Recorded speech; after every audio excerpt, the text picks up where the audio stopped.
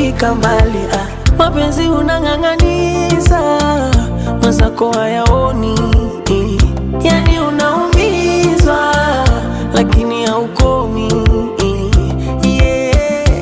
Moyo swala la mapenzi, fanya tupumzike sasa, mambo ya kupenda penda, utafanya wanizike, mbona una huruma, hivi moyo umetumwa wewe, wanishawishi minipende wewe, mwisho naliaga tu mwenyewe. Moyo, moyo, moyo, moyo, moyo, moyo, punguza kielele na mapenzi.